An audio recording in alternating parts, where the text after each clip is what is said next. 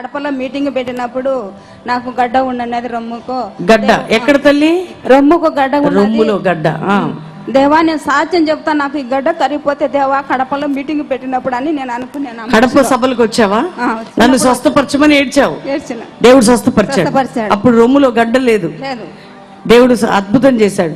ఎంతకాలం నుంచి గడ్డ ఉండేది? 2 ఏళ్ల నుండి. 2 ఏళ్ల నుంచి. గట్టిగా చప్పట్లు కొట్టి దేవుని స్తుతిద్దాం. కడప సభల్లో దేవుని సన్నిధిని బిడ్డ అనుభవించి ప్రార్థన చేసిందంట. ఛాతిలో ఉన్న గడ్డ కరిగిపోయింది, ప్రభు స్వస్థపరిచాడు. దేవునికే మహిమ కలుగును గాక. ఆమేన్.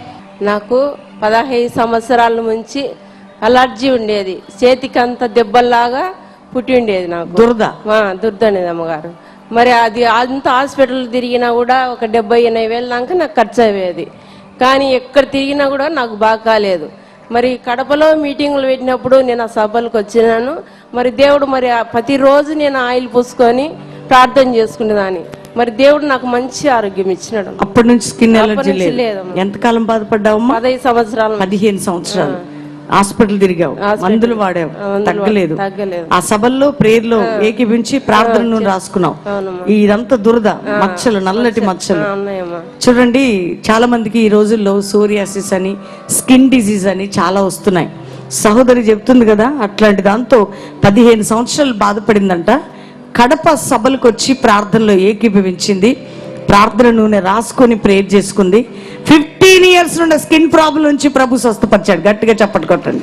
కడుపు నొప్పి కూడా అప్పుడప్పుడు వచ్చేదమ్మా నాకు, పూర్తి స్వస్థత. ఇప్పుడు నీకు స్కిన్ ప్రాబ్లం లేదు, ఏమీ లేదు. యేసే స్వస్థపరిచాడు. దేవునికే మహిమ కలుగును గాక. వెళ్ళు తల్లి. నా సాక్ష్యం ఏంటంటే, నేను చిన్న పల్లెలో సేవ చేస్తాను. కడప మీటింగ్స్ లో ఒక చిన్న ఖర్చీప్ తీసుకున్నాను, ఒకే ఒక ఖర్చీప్ తీసుకున్నాను. ఆ పల్లెకు వెళ్ళినప్పుడు ఒక అమ్మాయి సంవత్సరము బిడ్డ చనిపోయిన తర్వాత 6 సంవత్సరాలు పిల్లలు లేరు. ఒక్క ముక్క కట్ చేసి ఆమెకిచ్చి ప్రార్థన చేసినప్పుడు ఆ సంవత్సరమే ఆమె కన్సీవ్ అయింది. దేవుడు ఆమెను ఆశీర్వదించినాడు. Praise lord. ఉండు తల్లి, ఒక చిన్న మాట చెప్తున్నా వినండి. హ్యాండ్ కర్చీప్ స్వస్థపరిస్తుందా? కాదు. హ్యాండ్ కర్చీప్ ద్వారా ఎవరి ప్రభావం? యేసయ్య ప్రభావం. చెప్పండి అందరూ. యేసయ్య ప్రభావం. అది ఆయన. చూడండి, రక్తస్రావంతో బాధపడుతున్న స్త్రీ వైద్యులందరి దగ్గరికి పోయింది. ఆమె డాక్టర్స్ని అందరినీ తీసి డబ్బంతా కాజేసుకుంది. కానీ అన్ని తిప్పలు పడి వైద్యులతో ఎక్కడికి వచ్చిందట?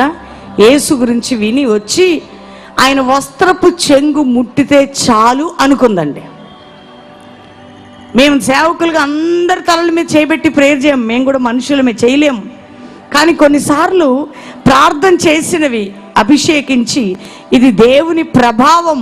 ఒక దైవజనుడు బైబిల్ ప్రకారం దేన్నైనా ప్రార్థన చేసి ఇచ్చినప్పుడు దాంట్లో దేవుని ప్రభావం వెళ్తుంది. ఎవరి ప్రభావం చెప్పండి? దేవుని.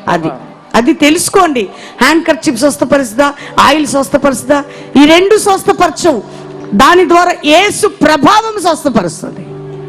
అందుకని ఆమె చెప్తుంది కదా, ఒకటే హ్యాండ్ కర్చీప్ చిన్న ముక్క తీసి ఆ కడుపు మీద చేయబెట్టి ప్రేయర్ చేసావమ్మా. ఆ హ్యాండ్ కర్చీప్ పెట్టి అద్భుతంగా 6 సంవత్సరాల తర్వాత గర్భం తెరవబడి బిడ్డనిచ్చాడు దేవుడు. ఇవి చేసే దేవుడు మన మధ్యలో ఉన్నాడు.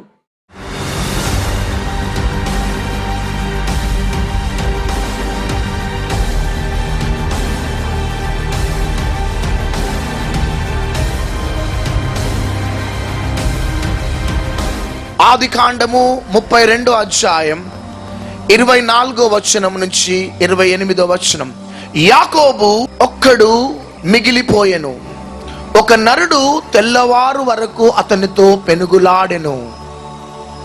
తాను అతని గెలవకుండుట చూచి తొడగూటి మీద అతనిని కొట్టెను.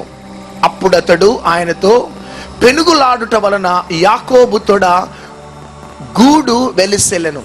ఆయన తెల్లవారుచున్నది గనుక నన్ను పోనిమ్మనగా అతడు, నీవు నన్ను ఆశీర్వదించితేనే గాని నిన్ను పోనీయనెను. ఆయనని నీ పేరేమని అడుగగా అతడు యాకోబు అని పేరు చెప్పెను.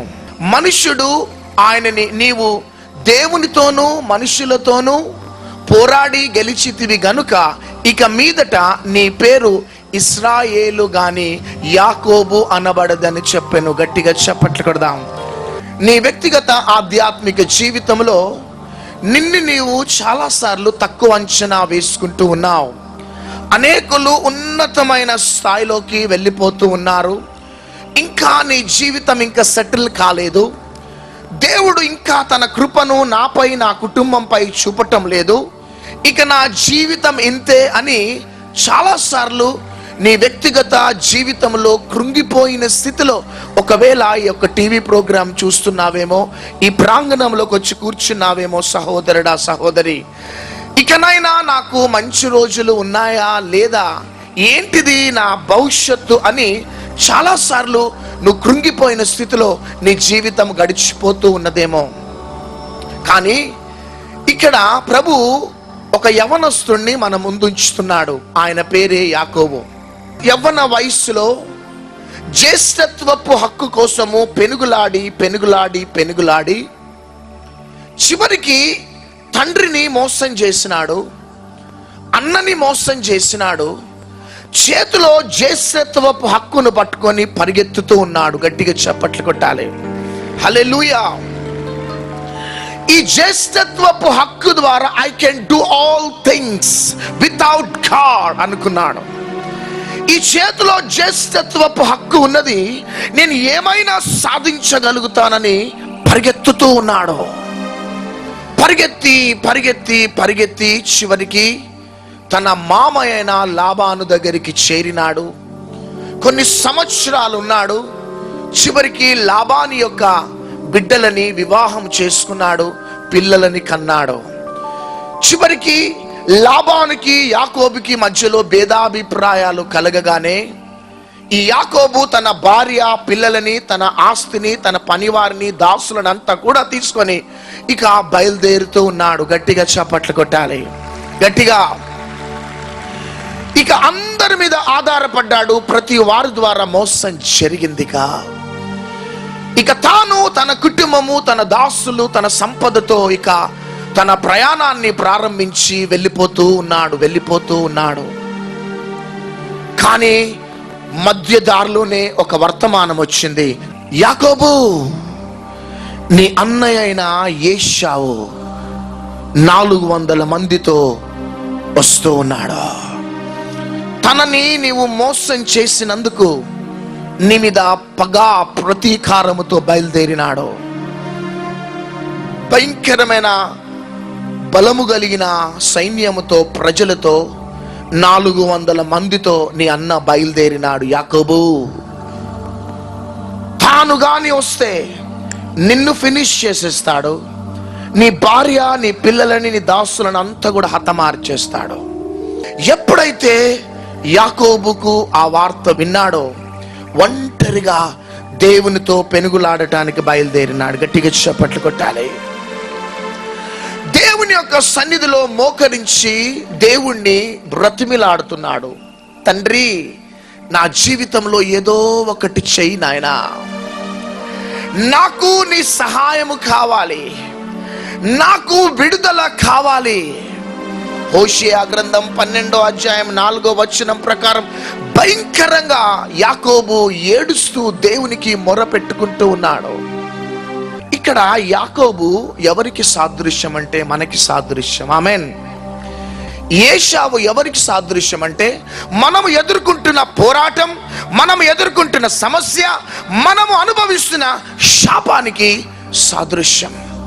అయితే భయంకరమైన సమస్య ఏశావు నుంచి లేదు, కానీ భయంకరమైన సమస్య యాకోబులోనే ఉన్నది. గట్టిగా చప్పట్లు కొడదాం. దేవుడు ఏశావుని కంట్రోల్ చేయాలి అంటే యాకోబు ఒంటరిగా వెళ్ళి ఇశ్రాయేలీలుగా మారాలా. యాకోబుగా ఉన్నంత కాలం ఏశావు లాగానే ఉంటాడు. గట్టిగా చప్పట్లు కొట్టండి. యాకోబు ఇశ్రాయేలీలుగా మారినప్పుడే ఏశావు తాను కంట్రోల్లోకి వచ్చేస్తాడు. ఇక్కడ సమస్య ఏశావు సమస్య కాదు, సమస్య అంతా యాకోబే సమస్య. యాకోబు అనే మాటకి అర్థం మోసగాడు. భయంకరమైన సమస్య నీ సమస్య, అది సమస్య కాదు. నీకు ఎదురవుతున్న పోరాటం, శాపము, అది శాపం కాదు, కానీ సమస్యపై లేదు, కానీ సమస్య అంతా నీపై ఆధారపడున్నదే. ఈరోజు ఒకవేళ నీ కుటుంబంలో భయంకరమైన పోరాటాలు అనుభవిస్తున్నావు, ఏశావు అనే శాపం నిన్ను, నీ కుటుంబాన్ని వెంబడిస్తున్నది, ఏశావు అనే అప్పుల సమస్య నిన్ను వెంబడిస్తున్నది, ఏశావు అనే అనారోగ్యం యొక్క సమస్యలు నిన్ను వెంబడిస్తున్నాయి. డాక్టర్స్ దగ్గరికి వెళ్ళి భయపడుతున్నావు, ప్రజల ముందు తలెత్తుకోవటానికి భయపడుతున్నావు. కుటుంబ సమస్యలు, ఉద్యోగ సమస్యలు, ఆర్థిక సమస్యలు, వ్యాపార సమస్యలు, సేవా సమస్యలు, సమస్యలు సమస్యలు సమస్యలు. యాకోబు గాని, తండ్రి ఈ సమస్యల నుంచి దయచేసి విడిపించవా అని యాకోబు ఏడ్చినట్లు నువ్వు ఏడుస్తున్నావేమో. కానీ నీ సమస్యలు అవి నిజమైన సమస్యలు కాదు, కానీ సమస్య అంతా ఎక్కడున్నదంటే నీలోనే ఉన్నది. నీవు ఒంటరిగా వెళ్ళి ఇశ్రాయేలీలుగా మారితే నీ సమస్య ఆటోమేటిక్గా మారిపోతుంది. గట్టిగా చప్పట్లు కొట్టాలా. చాలాసార్లు మనం ఏం చేస్తున్నామంటే, సమస్యలు రాగానే ఈ సమస్యలు నాకే వస్తున్నాయి, నేనెందుకు ఈ యొక్క పోరాటాన్ని అనుభవించాలి, ఎందుకు ఈ అప్పుల సమస్య అనుభవించాలి, ఎందుకు ఈ అనారోగ్య సమస్య అనుభవించాలి, ఎందుకు ఈ నిందలు అవమానాలు నేను భరించాలి అని సమస్యల మీద మనం నేరారోపణ మనం చేస్తున్నాం. యాకోబు గాని ఏశావు మీద నేరారోపణ చేసినట్లు మన సమస్యల మీద మనం నేరారోపణ చేస్తున్నాం. కానీ దేవుడు అంటున్నాడు, my son Jacob, problem is not Esau, problem is Jacob. మన వ్యక్తిగత జీవితంలో కూడా సమస్యలన్నీ కూడా తొలగిపోవటానికి మనం పరిగెత్తి ప్రయాసపడన అవసరంలే. యాకోబు వెళ్ళి ఒంటరిగా దేవుని దగ్గర పెనుగులాడి నేను యాకోబును అని ఏ విధంగా ఒప్పుకున్నాడో, అయ్యా నేను పాపినయ్యా, నేను బలహీనుడనయ్యా, నేను దౌర్భాగ్యుడనయ్యా, తొందరపడి ఈ శాపాన్ని నేను కొని తెచ్చి పెట్టుకున్నానయ్యా అని యాకోబు లాగా నువ్వు ఏడ్చినావంటే నీ సమస్య అనే ఏశావు అది ఏ విధంగా మార్పు చెందుతుంది. హల్లెలూయా. ఎయిడ్స్ వ్యాధి రాగానే దైవ సేవకుల దగ్గరికి వస్తే స్వస్థత అనుకోకో. క్యాన్సర్ వ్యాధి రాగానే దైవ సేవకులు ప్రార్థన చేస్తే స్వస్థత జరుగుతుంది అనుకోకో. కానీ ఎయిడ్స్ వ్యాధి నీకు రావటానికి కారణాలు ఏంటిదో నీ పాపాన్ని ఒప్పుకో. క్యాన్సర్ వ్యాధి రావటానికి నీ పాపాన్ని నువ్వు ఒప్పుకో. అప్పుల సమస్య నీకు రావటానికి కారణాలు ఏంటిదో జ్ఞాపకం చేసుకొని నీవు దేవుని యొక్క సన్నిధిలో యాకోబు వెళ్ళి పెనుగులాడినట్లు నీ పాపాలని, నీ బలహీనతలను ఒప్పుకో. యాకోబు ఏశావు వస్తున్నాడని భయపడుతూ ఉన్నాడు. యాకోబు ఒంటరివాడిగా వచ్చి ఐఎమ్ నథింగ్ లార్డ్, నా సమస్యకి ప్రతిఫలం విడుదల నీవే అని మొరపెట్టుకోవాలి యాకోబు. అది దేవుని యొక్క చిత్తము, దేవుని యొక్క ఉద్దేశం. దేవుడు నన్ను సేవకై పిలిచినాడు. 14 మంది దైవ సేవకులు నా తల మీద చేయి పెట్టి ప్రార్థన చేసి సేవకై పంపించినారు. అప్పుడు నాకు అంతరంగంలో ఒక ఆలోచన కలిగింది. నేను సడన్గా సేవకు వస్తే అందరు ఏమైనా అనుకుంటారు, నేను ఒక వ్యాపారం ప్రారంభించాలని మోటార్ ఫీల్డ్ వ్యాపారం ప్రారంభించినాను. ఆ మోటార్ ఫీల్డ్లో 26-27 ఇయర్స్ అప్పుడు 4.5 లక్షల అప్పుతో కూరుకుపోయినాను. మాకొచ్చే డబ్బంతా కూడా వడ్డీలకు కట్టుకుంటూ వెళ్ళిపోతున్నాం.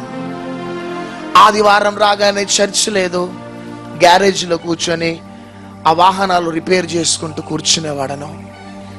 దేవుని యొక్క ఉన్నతమైన పిలుపు, ప్రణాళిక, నేను గొప్ప సేవ చేయాలని.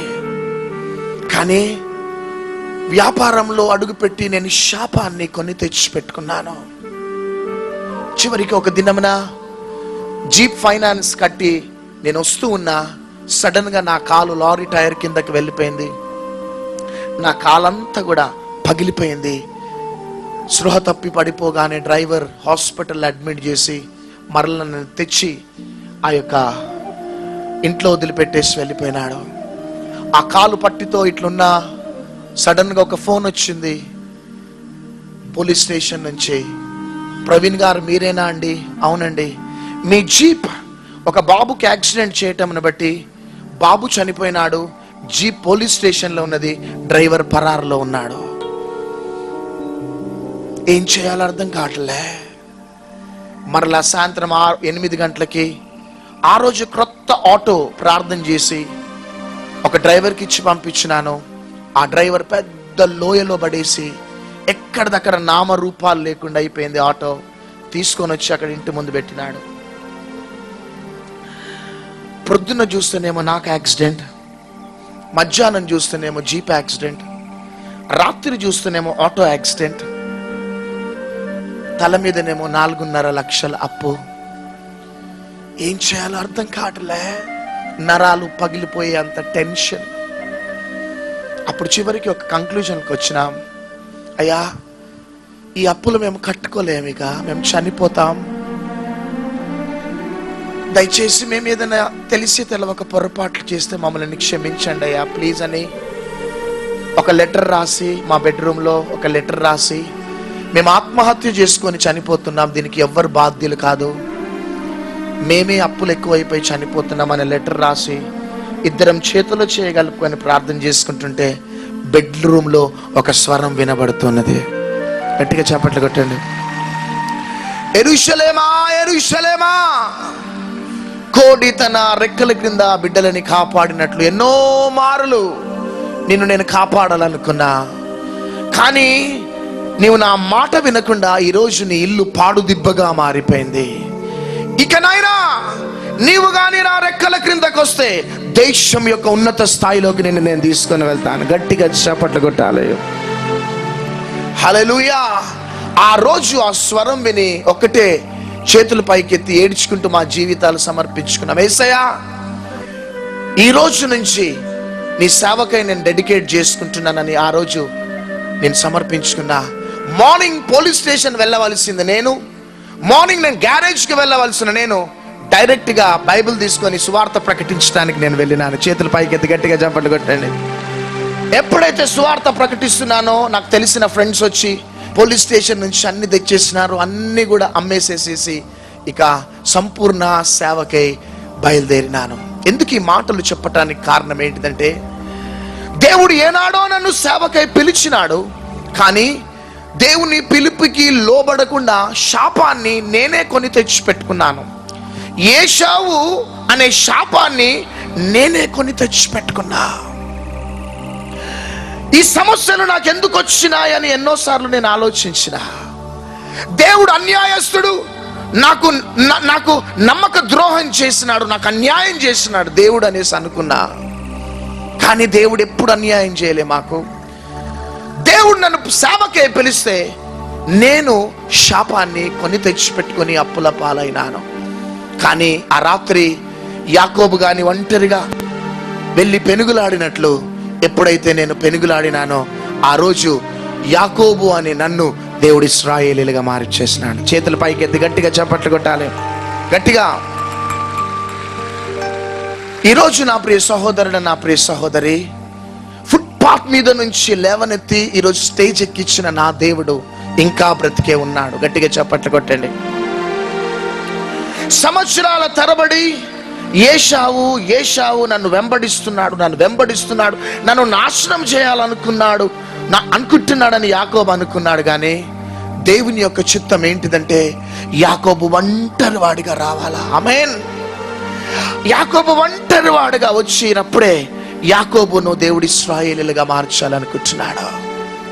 ఒకవేళ ఇన్ కేస్ కానీ ఏశావు రాకపోతే యాకోబు లాగానే ఉండేవాడు. ఆమేన్. కానీ ఏశావు లేచినందుకు యాకోబు ఇశ్రాయేలీలుగా మారినాడు. చేతులు పైకెత్తి గట్టిగా చప్పట్లు కొట్టాలి.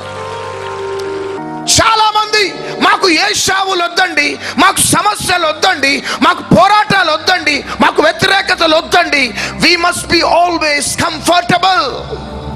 నో, ఏశావు లేకపోతే యాకోబే. ఏశావు లేచినాడంటే యాకోబు ఇశ్రాయేలీలుగా మారతాడు. చప్పట్లు కొట్టండి. ఈరోజు ఒకవేళ నీ సేవా పరిచర్యలో సమస్యలేమో, వ్యతిరేకతలేమో, మానసికమైన ఒత్తిళ్లేమో, నీ మీద భయంకరమైన అబద్ధ ప్రచారాలు జరుగుతూ ఉన్నాయేమో, నీ మీద భయంకరమైన నిందలు అవమానాలను భరిస్తున్నావేమో. చాలా సార్లు నువ్వు అనుకుంటున్నావు, ఎందుకు నాకు ఈ సమస్యలు, ఎందుకు నాకు ఈ పోరాటాలు, ఎందుకు నాకు ఈ వ్యతిరేకతలు, నేను ఎవ్వరికి కూడా అన్యాయం చేయలేదు కదా, నేను ఎందుకు ఈ నిందలు భరించాలి అనుకుంటున్నావు. కానీ ఆ ఏశావులు లేస్తేనే గానీ యాకోబు ఇశ్రాయేలుగా మారతాడా? మన జీవితంలో ఎన్నడూ కూడా మర్చిపోవద్దు బిడ్డ. శ్రమలు వద్దు అనుకోవద్దు మనం, పోరాటాలు వద్దు అనుకోవద్దు మనం, నాకు సమస్యలు వద్దు ప్రభువా అని ఎప్పుడు కూడా అనుకోవద్దు. కానీ ప్రతి విషయం నందు కృతజ్ఞతాస్తుతులు చెల్లించాలా. ఎల్లప్పుడూ ఆనందించుడి, మరలా చెప్పుదును ఆనందించుడి అపోస్తలుడైన పౌలు అంటున్నాడు. ఆ మాటలు ఎక్కడ రాస్తున్నాడంటే 5 స్టార్ హోటల్లో పండుకొని రావట్లే, ఆ భయంకరమైన రోమా కారాగృహంలో సంకెళ్లతో బంధింపబడి కొరడాలతో కొట్టబడ్డప్పుడు అపోస్తలుడైన పౌలు ఆ శ్రమలలో సంతోషిస్తూ రాస్తున్న మాటలే ఆ మాటలు. చప్పట్లు కొట్టాం.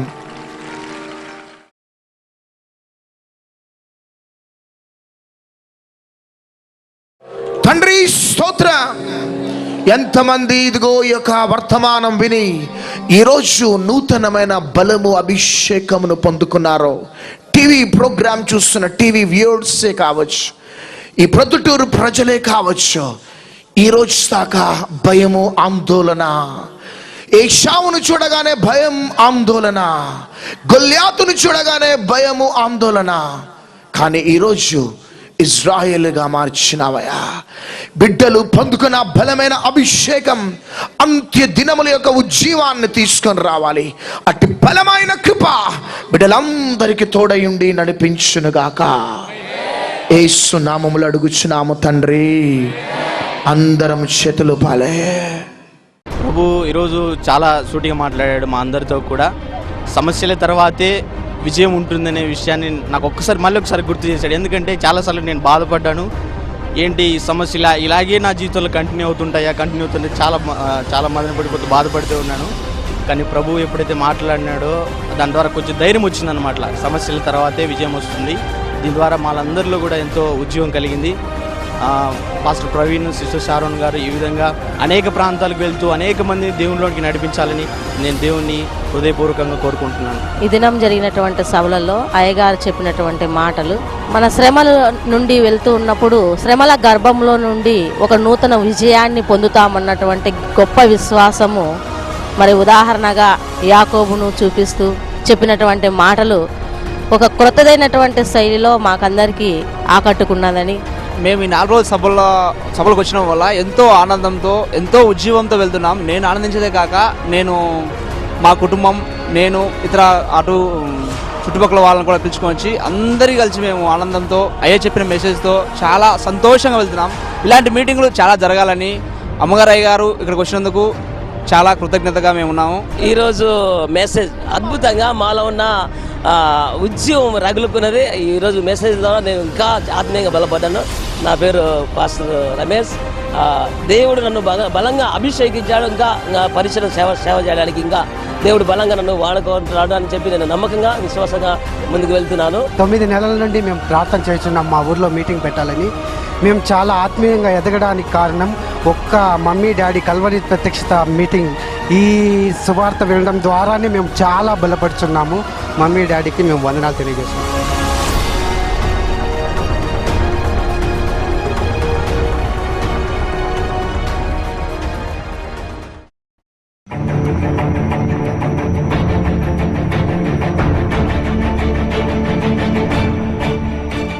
నిన్న 900 రూపాయలు నేను స్పాన్సర్ చేసినాను.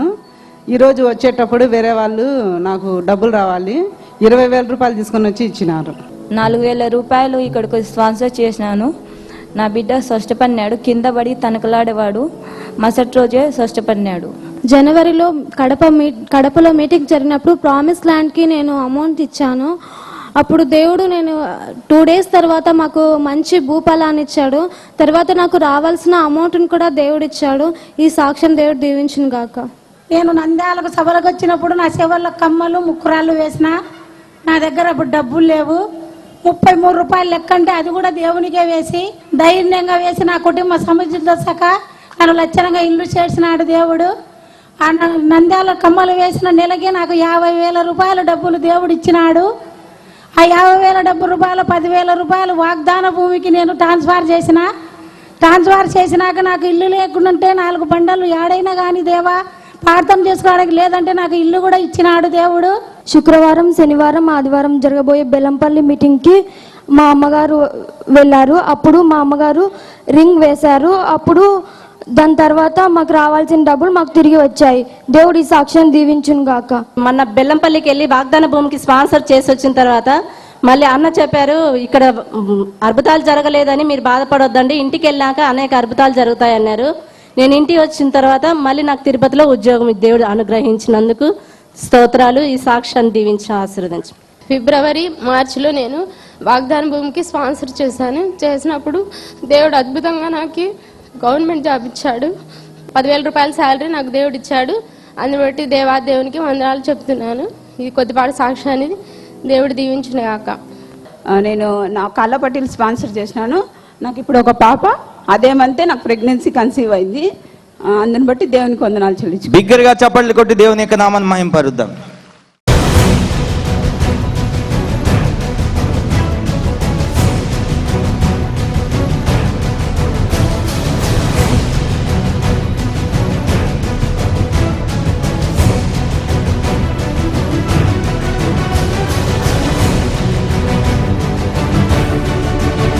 క్రీస్తు ప్రేమలో నిండుకున్న వ్యక్తితో నువ్వు అంటుకట్టబడితే నీలో క్రీస్తు ప్రేమ ప్రజ్వలింపబడుతుంటది అంతే.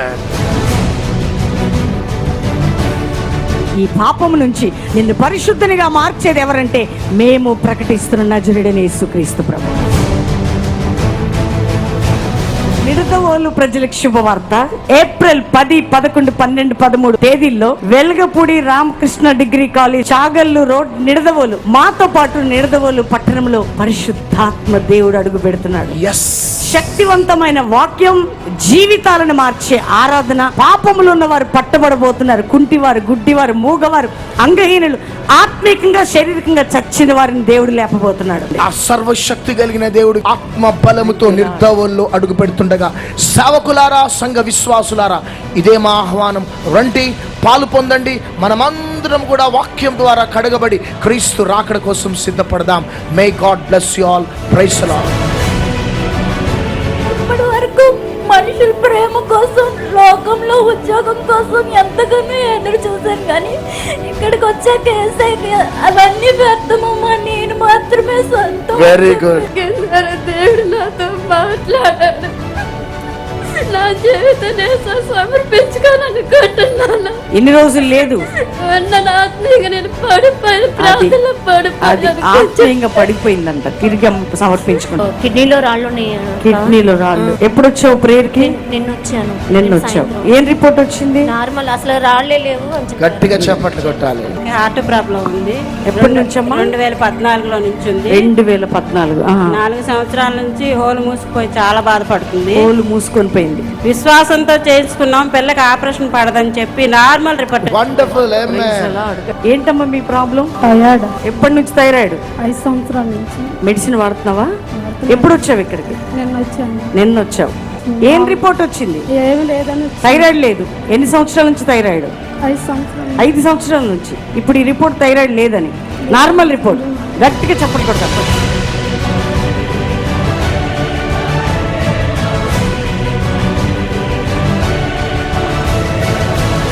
నిజంగా ఇదంతా అద్భుతం.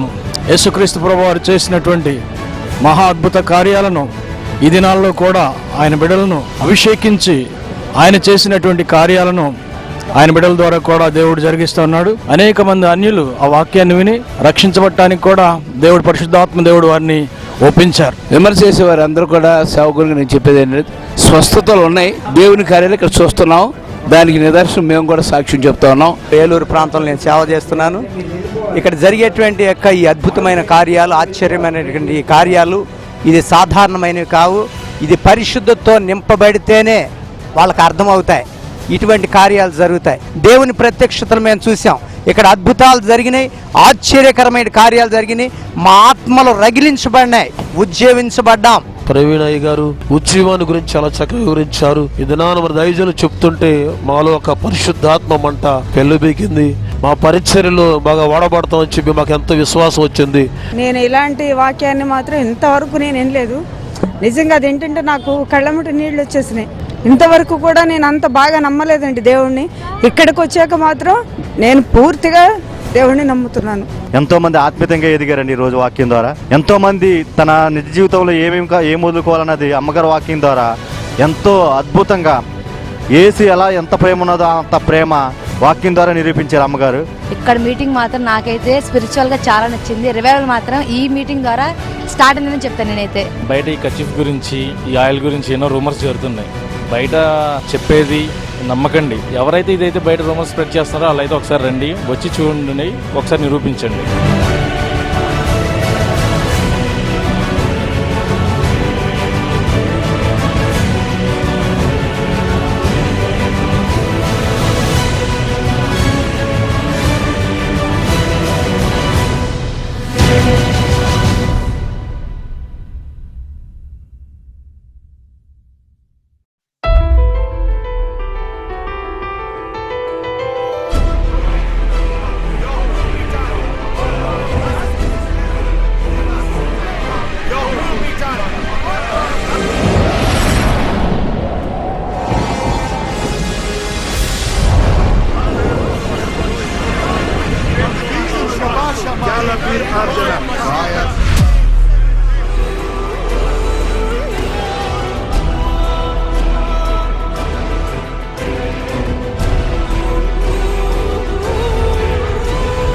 ప్రతి సండే ఈవినింగ్ 5 నుంచి 9 పరిశుద్ధాత్మ దేవుడు అనేటువంటి సబ్జెక్ట్ ఇక్కడ జరుగుతున్నది. అనేక మంది ఆత్మాభిషేకంతో చూడండి, ఎంత మంది వేల ప్రజలు గ్రౌండ్ లో మొదటి శతాబ్దంలో ఏ అభిషేకం, ఏ మంట పెంతుకోస్తు దినమున దిగింది, అదే అభిషేకం పొందుతున్నారు. ఈ రోజు వరకు చచ్చిన క్రైస్తవ జీవితం జీవిస్తుంటే రాసిఎస్ఏ పీజీ కాలేజీకి నీవు అంత్య దినముల్లో మనుషులందరి మీద నా ఆత్మని కుమ్మరిస్తానని వాగ్దానం చేసిన దేవుని అభిషేకం దిగబోతున్నది. నీవు, నీ కుటుంబం, నీ సంఘం మండే దినాలు ఈ దినాలు. అందుకనే పరిశుద్ధాత్మ దేవుడిని ఆహ్వానిస్తుండగా రాయి సభకి ప్రతి సండే ఈవినింగ్ జరిగే 5 నుంచి 9 ఆరాధనకి రా. ఇన్ని వేల మంది ప్రజలతో కలిసి నీవు కూడా దేవుని ఆత్మతో నింపబడి దేవుని కొరకు గొప్ప కార్యాలు చేయబోతున్నావు.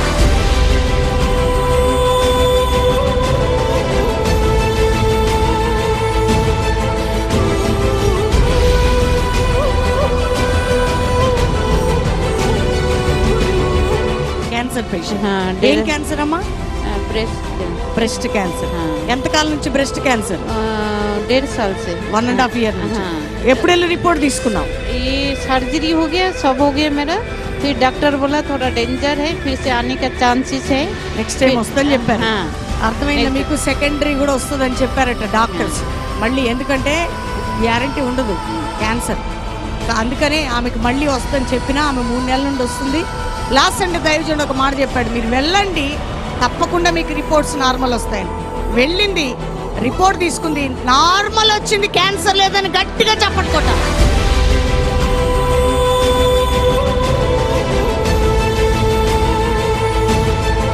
నేను అపోస్తుల అభిషేకం కోసం నేను మనసులో సిద్ధపడి వచ్చాను. దేవుడు అనుకున్న రీతిగా అపోస్తుల అభిషేకంతో అభిషేకించారు. ఆ అనుభవంలోనికి నేను వెళ్ళాను. పరిశుద్ధాత్మ అనుభవం అనేది ప్రతి ఒక్క క్రిస్టియన్కి ఉన్నట్లయితే దేవుని యొక్క మహిమ అనేది భూమి మీద మనం చూడగలం అనే విషయాన్ని ఈరోజు మెసేజ్ ద్వారా గ్రహించాను. క్రైస్తవుల్లో చాలా మంది మొదటి అనుభవంలో ఉన్నారు. వారందరూ కూడా రెండో అనుభవంలోకి రావాలంటే బ్రదర్ ప్రవీణ్ గారు ఇస్తున్న మెసేజ్ని బట్టి అనేకులు దీవించబడుతున్నారు, ఆశీర్వదించబడుతున్నారు.